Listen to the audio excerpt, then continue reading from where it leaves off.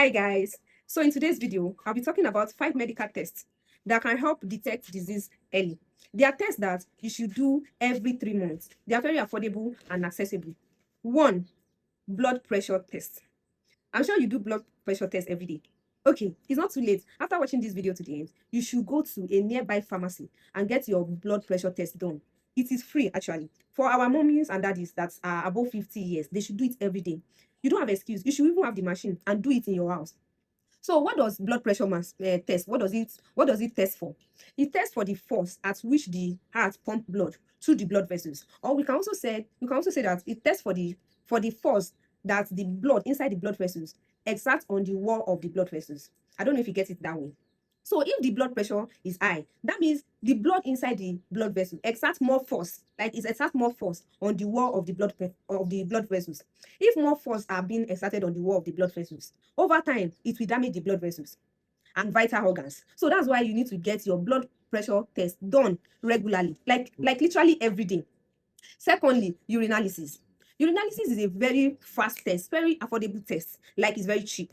It is done with urine. What does it do? It tests for presence of chemicals that are released from organs. So it gives your doctor information about the vital organs in the body, like the liver, the kidney, and even the urinary tract.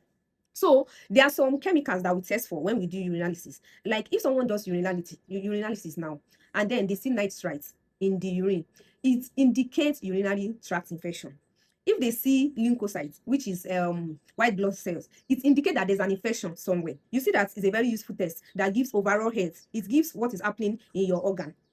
The third one is lipid profile.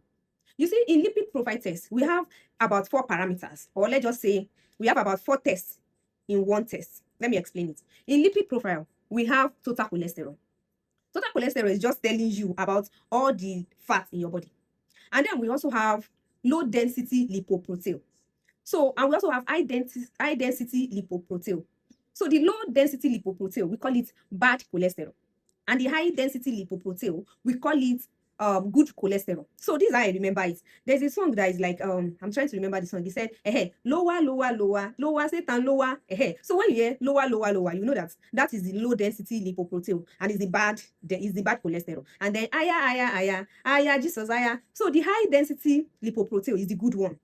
And then we have and the fourth parameter is triglycerides. Let me explain from the first parameter. Oh, I've already explained the first parameter, which is the total cholesterol. And then for the low density lipoprotein, I said we call them bad cholesterol. Why do we call them bad cholesterol?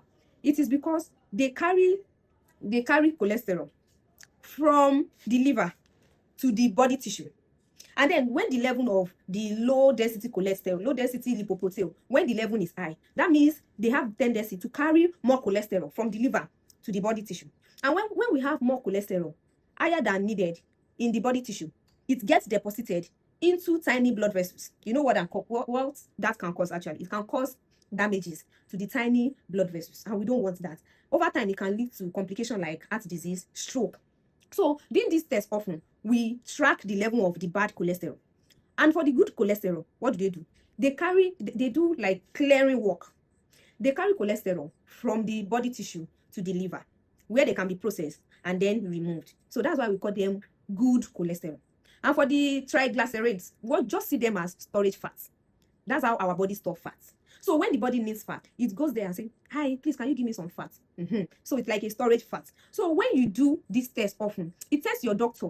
Your doctor will be able to figure out people that are at the risk of developing heart disease if the low density lipoprotein is high, and then they will know what to do. So do this test often.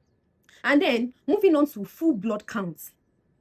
Full blood count is not a small test. It's not the way you are looking at it. It gives information about the overall health of the body, everything happening in the body. So with full blood count, your doctor can access the information of your blood cells, the size, the level, the shape, and the number of your blood cells. Everything is inside that full blood count. It can be used to detect anemia, shortage of blood. It can be used to detect infection. Yes, if leukocyte is high, definitely it indicates infection. Everything is inside full blood count. So do full blood count too every 3 months. It's part of the necessary test that you should do every 3 months. So that will be all for today's video. I hope I mentioned up to 5, sha. Okay, let's count. Talk about full blood count with remain one, the last one. Yeah. Blood glucose. Yes, blood glucose test. That's blood sugar test. You see, blood sugar test is a test that tells the doctor the level of glucose in our body. It also gives information on how our body uses glucose, stores it, and how it breaks it down.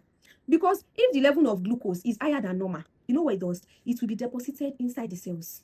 And over time, it will damage the cells. And we don't want that. So that's why you also need to do blood sugar test. And it also figures out people that are at the risk of developing diabetes. So it's a very good test to do every 3 months. So I think that will be all for today's video. Bye.